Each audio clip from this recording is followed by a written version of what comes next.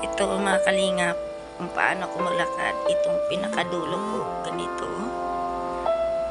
Iganon ko. Good morning po mga kalingap. Good morning po. So, ito po ngayon yung update natin sa ating paa. Ayan. So, good morning po sa inyong lahat. Ayan pa po natin mga kalingap.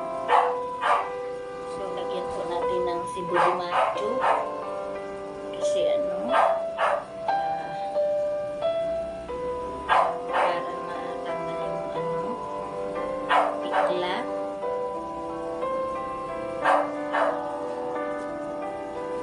Yung mga gilid po kasi ay natatanggal na po siyang kusa.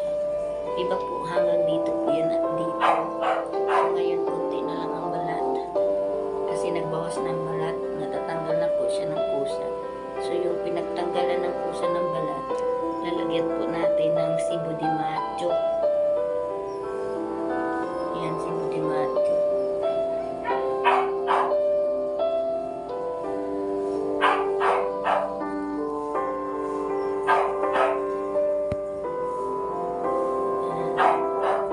Sibo di macho po yung ginamit natin.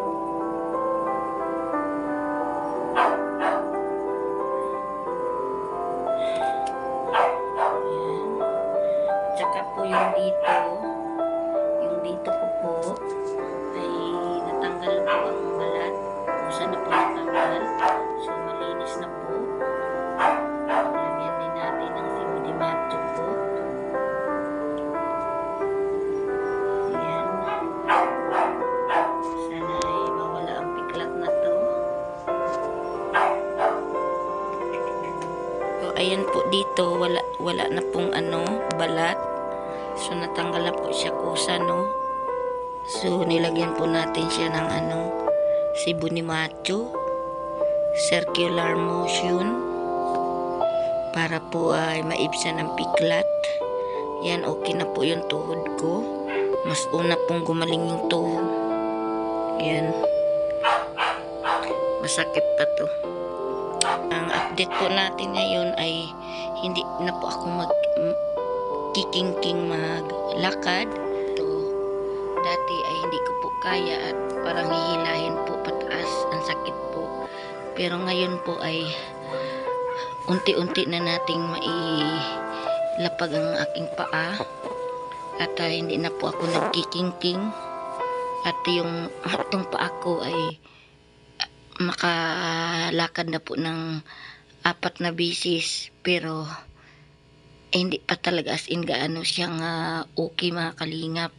4 na lakad ko ay sumasakit din siya, pero kaya naman ang sakit na. Kaya ko na. Hindi ko na iniintindi yung sakit. Basta ilakad ko ng ilakad. Nakakalakad na po tayo ng paunti-unti po. Tapos pag masubrahan ay parang nagmamanid yung paa ko. Kaya minsan ay titigil ako, hihinto sa paglakad. Pero pakinding-kinding pa rin mga kalingap.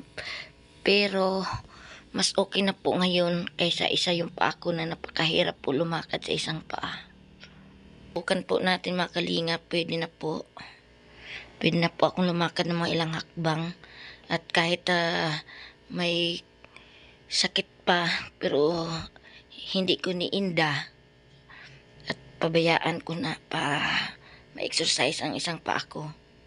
Minsan pag hindi ko na kaya ay talagang titigil ako, upo.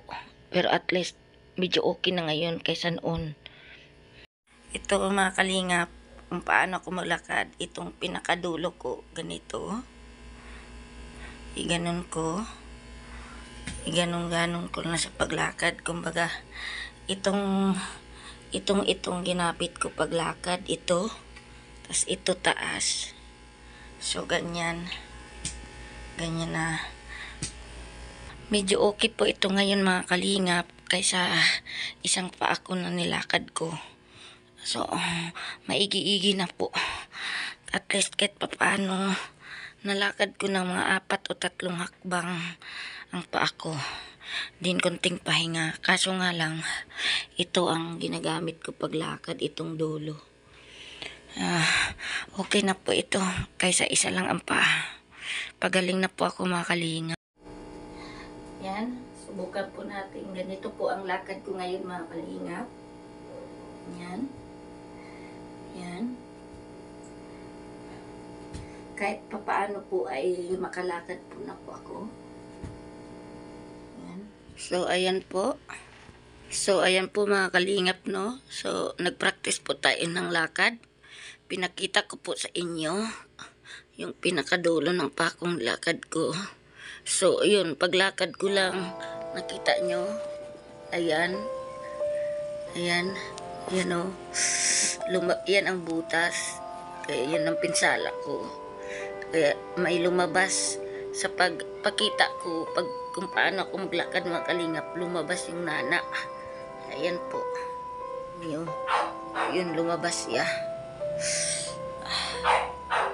Punasan po natin talagang makalingap, pero kailangan ko talagang isa na yung pa ako sa paglakad kasi namimiss ko ng gawaing bahay, namimiss ko na magluto, namimiss ko ng